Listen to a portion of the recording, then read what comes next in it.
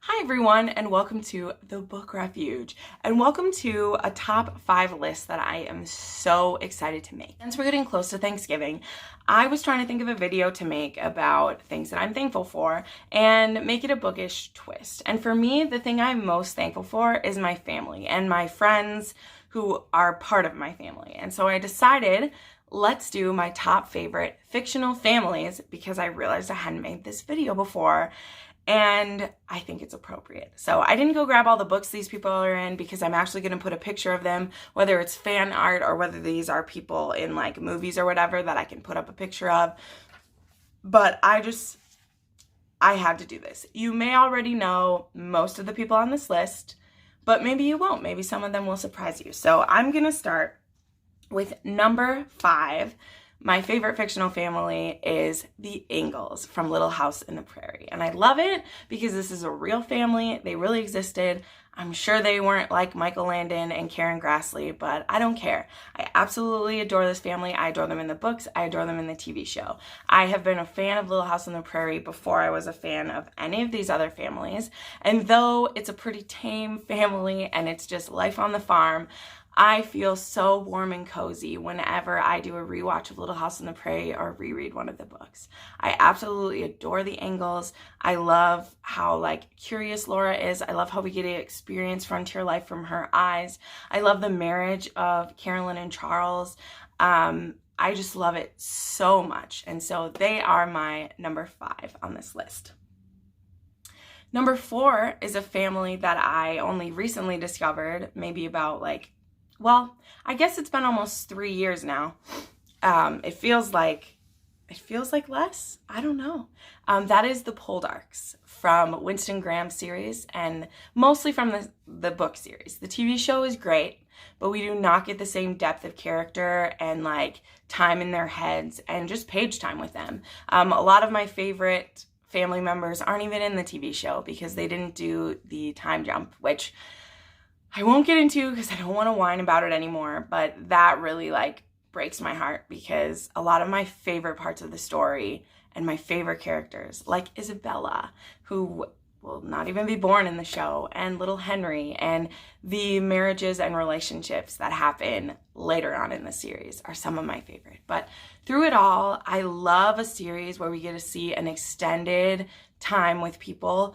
So all these families in here are extended series for me because that's how you really get to know the family. And so for me, the Poldarks are there. They go through some legit hardships. The marriages are not perfect. There is legitimate reason for one or the other to leave them at different points. But they always remember why they loved each other and why they're here and why they stay. And I love that so much. So Ross and Demelza and all the Poldarks, they're my number 4 on this list. Number 3, you knew they had to be here. The Bridgertons by Julia Quinn. One of, if not my most favorite historical romance series ever. And it's so hard to explain them because this series, it's just humorous and it's sexy and it's fun and it's these 8 children, all alphabetically named, finding their true loves and starting families of their own and building the Bridgerton tree out even further. There's Violet, the matriarch who lost her husband while she was pregnant with her 8th child, and he was the love of her life. And the love that she had for him is shown in each of her children. And her children are all so different and they all have such great personalities and their love interests are awesome and I love every single one of them.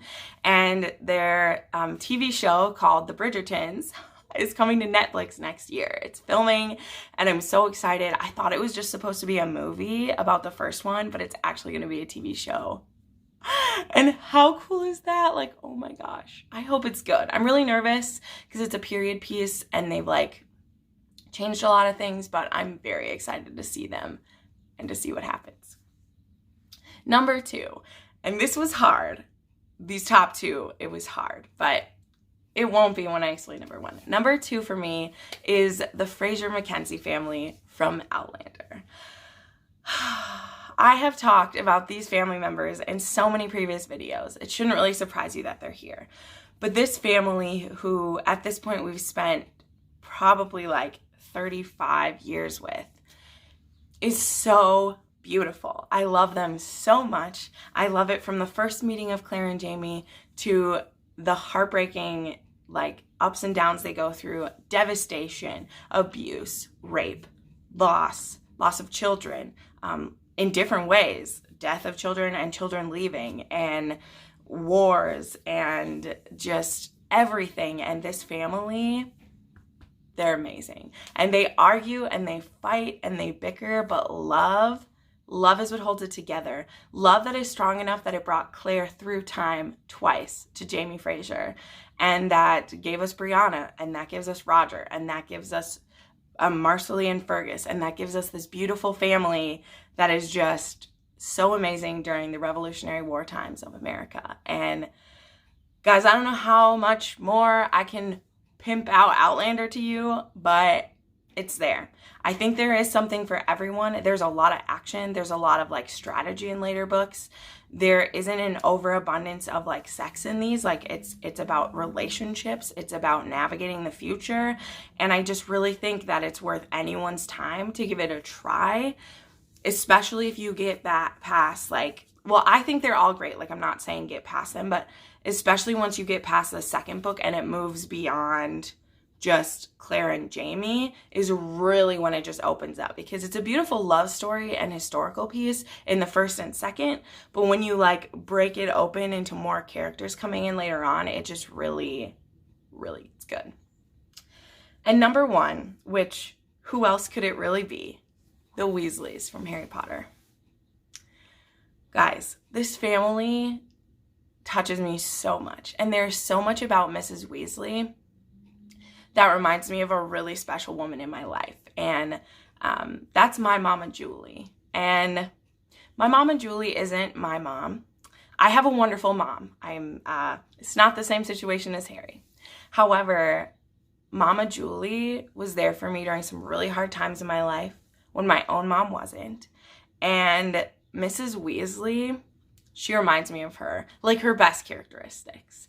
The fiercely cares for her children, willing to welcome anyone into her family and just protect them and love them. And that's what Mama Julie does for me. And so, sorry, I'm pointing out Mrs. Weasley, but then the whole family too. But particularly Mrs. Weasley, how she just takes up another kid when she has 7 of her own, and they are a handful. And she takes on this boy who needs love and needs honest people around him, and people who won't judge him or expect too much of him when the whole world is watching him. And I just love it. Who doesn't love Christmas with the Weasleys? Who doesn't want a Weasley sweater, even if it's ugly and itchy and maroon? Like, who doesn't want that? Who doesn't want to sit at the table hearing them all laugh and jokes and be worried that Fred and George are going to try to, like, put a dung bomb under your chair? Like, it is everything. And the Weasleys, the time we get to spend with them in the books is so special. I love in book 4 when Harry thinks he's going to be all alone as a champion, and Mrs. Weasley and Bill show up just to spend the day with him so that he has family there. And when, like, oh, I could make a whole video and, like, just take each Weasley and, like, talk about them. And even how Percy comes back around at the end, where he thought he needed to be ambitious and then he needed to make his own way. But what was really important was his family, and how he comes back. Like, that's amazing. He's a jerk. We make fun of him the whole time. He's stuck up and snobbish and doesn't fit in with the Weasleys at all. But at his heart, he still has the heart of a Weasley, and he comes back. And I think that's amazing. And who doesn't want a best friend like Ron, who whines a lot about stuff, but he's got your back, and he has this knowledge of the wizarding world, and he is, you know, he has pride, and he should have pride. He comes from a wonderful family, and even though they're poorer than others, like, he should have pride in his legacy. And I think him and Harry have such a cool relationship because Ron never questions him. The first time he meets him, like, and he's famous, he gives him the time, and he struggles with that as a teenager. We all struggle with things, like if our friend is more important than we are. Like, that hurts. It's hard. But he's a good man, and he's a good kid, and he is always there for Harry when it counts the most. He messes up. But let's be real, those times when that happens, he's like 14 and 15, and kids go through stuff. And who doesn't want a sister like Ginny, who gets a rough time in the movies? So I'm talking book Ginny, who's smart and brave and doesn't take any crap from her 6 older brothers. She doesn't take any crap from boys who, you know, try to break her heart. And she's a badass Quidditch player. She's amazing. And who doesn't want a dad like Arthur, who is goofy and fun and does fun things with his kids, but he's fierce and protective, and he'll do whatever he has to do, even if it's risking his job or risking his family to protect Harry. So I hope you enjoyed this, my favorite fictional families. Tell me who some of yours are. I am sure we have some crossover. But these are the 5 families that anytime I read one of those books, I just am drawn into the love, and I'm drawn into the relationships, and I just want to spend a day with the family like them. And I want to dedicate this video to my mama Julie, who probably won't watch this because she doesn't watch my book videos, but she's an amazing woman to me, and she's the found family. Her family is the found family that I couldn't have even asked for, and I don't know how I deserved, but God gave them to me. And so I want to dedicate this video to Mama Julie. So thank you all for watching. I put up new videos every Monday and Thursday, and sometimes Saturday, and you can watch some more of those videos right now. Bye!